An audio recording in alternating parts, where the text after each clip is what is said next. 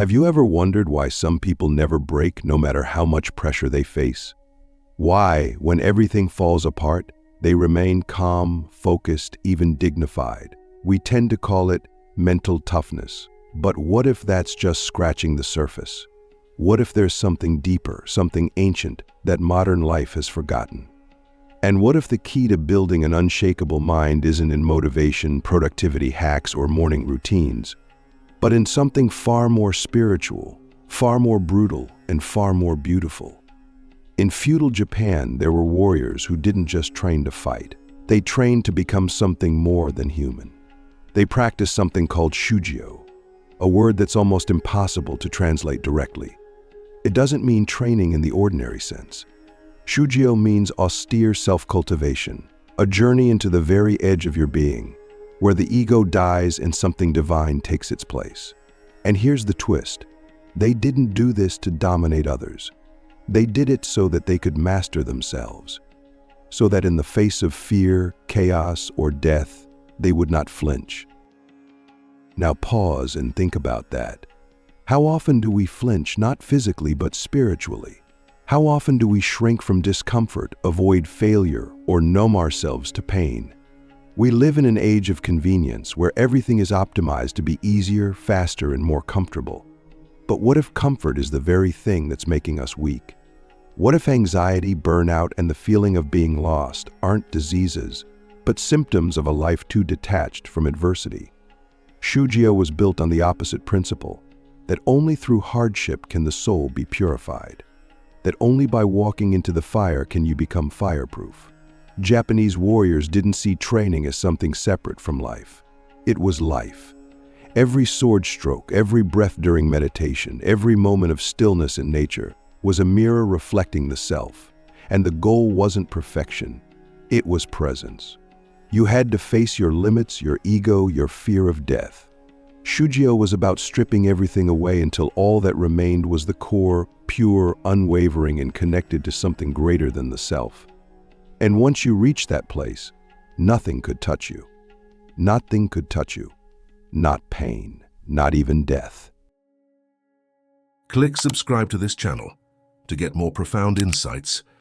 This can sound extreme. You might be thinking, but I'm not a samurai. I'm just trying to get through my week. But that's exactly the point. Shugyo wasn't only for warriors. It's a philosophy for any human being who wants to live with intention, integrity, and depth. In our modern world, we've replaced spiritual training with self-help tips and instant gratification. But the soul doesn't grow in comfort. It grows in confrontation, with fear, with uncertainty, with failure. Ask yourself, when was the last time you did something that genuinely scared you? Not because it was dangerous, but because it confronted who you really are. That question is the doorway into Shugyo. Because this path isn't about adding more to your life. It's about removing distractions, removing ego, removing the illusion that your value comes from what you produce. Shugyo teaches us that discipline is not about control. It's about surrender. Surrendering to something higher, truth, honor, presence. And the paradox is this: when you surrender to that path, you become unbreakable. Because you are no longer fighting against life, you are aligned with it. So let me challenge you, not as a guru, but as a fellow traveler. What would happen if you stopped running from discomfort and started seeing it as a sacred teacher? What if pain wasn't something to avoid, but something to bow to? Shugyo isn't glamorous. It's not trending. It won't make you viral, but it will make you real. It will make you whole. And in a world where so many are lost in a sea of empty identities, maybe the most radical thing you can do is become yourself. Becoming the blade. Why the ego must die before the warrior can awaken. Shugyo isn't about becoming stronger in the way we often define strength. It's not about building muscle or projecting confidence or becoming more successful by society's standards. Shugyo is about becoming real, and that requires the death of illusion. At the center of that illusion is the ego, the part of us that constantly seeks approval, avoids discomfort, and clings to identity. It whispers, "I am what I own. I am what others think. I am what I achieve." And the longer we listen to that voice, the more we become prisoners of it. In the world of the Japanese warrior, that voice had to be silenced, not through force, but through transcendence. Warriors in Shugyo didn't train to win. They trained to dissolve. The sword wasn't just a weapon, it was a mirror. Every movement, every breath, every strike was a test of presence. If the ego spoke, if fear crept in, if pride flared up, if attachment to outcome appeared, it meant failure. Because in true combat, ego is death, not metaphorically, literally. The ego hesitates. The ego doubts. The ego longs to survive, and that longing clouds the mind. So Shugyo taught the warrior to become the blade, not to wield it, not to control it, but to vanish into it. No thoughts, no resistance, only clarity, precision, and stillness in motion.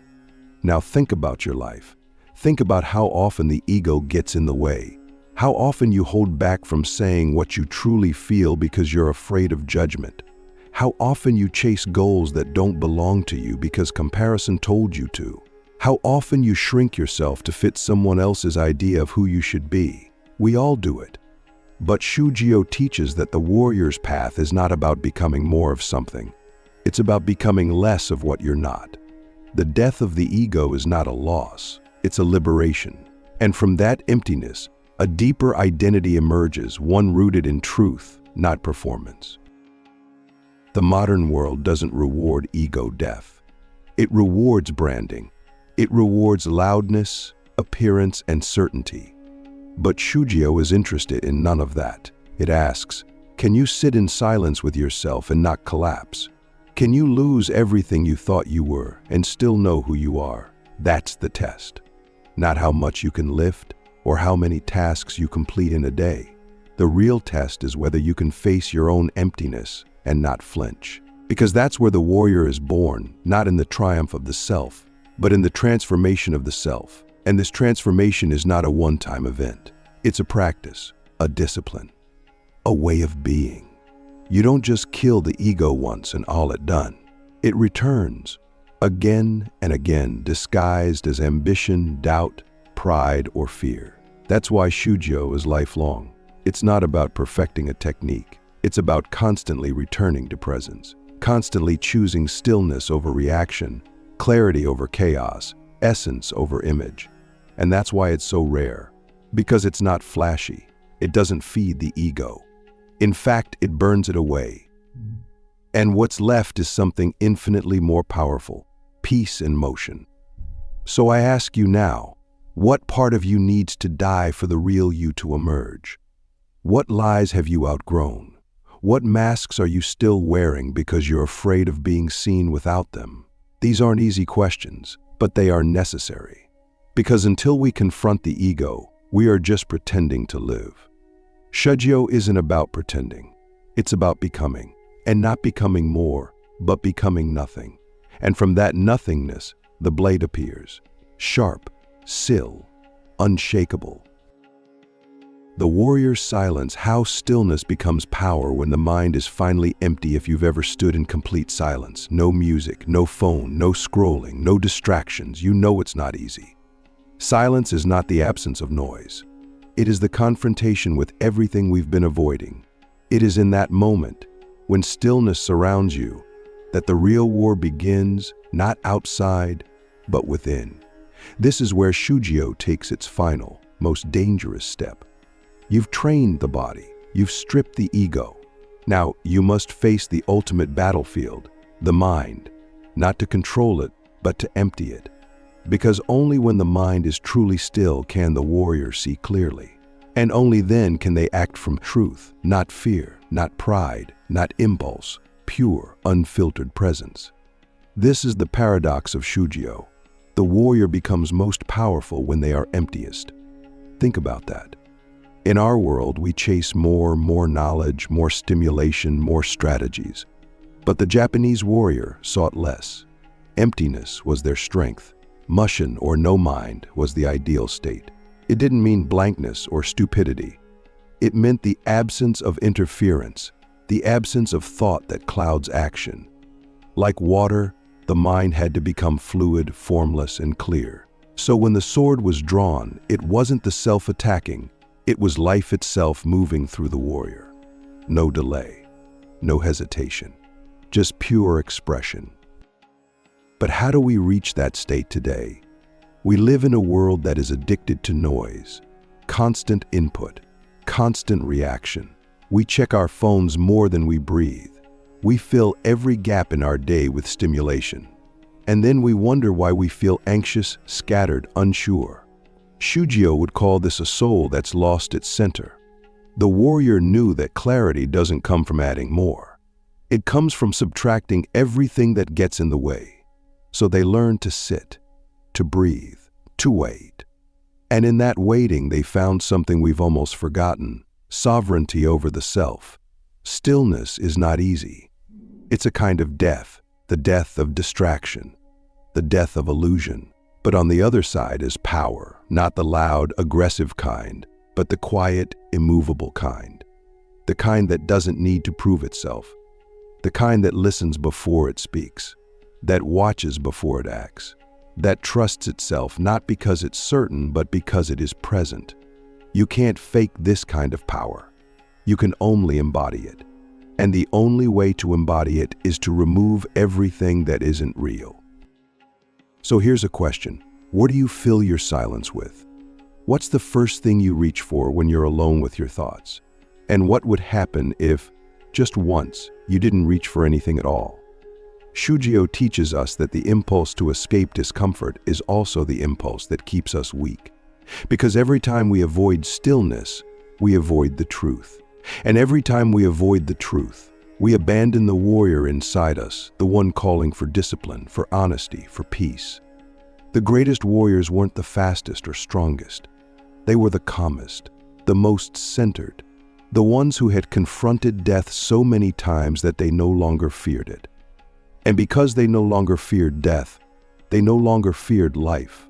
They could enter any situation, battle, loss, betrayal, uncertainty, not with bravado, but with deep, unwavering presence. That is what Shugyo creates. Not a killer, not a conqueror, but a human being so deeply rooted in truth that no storm can move them. So if you feel scattered, if you feel lost, if you feel like your mind is a battlefield, don't rush to escape it. Sit with it. Walk into it. Let it burn away everything that isn't you. Because on the other side of that fire is the warrior you were born to be. Not someone who fights the world, but someone who no longer has to. Because once you find stillness, you carry it with you. Into work, into relationships, into chaos. And suddenly, wherever you go, you bring peace with you. The kind of peace that cannot be shaken, because it was forged in the fire of Shugyo.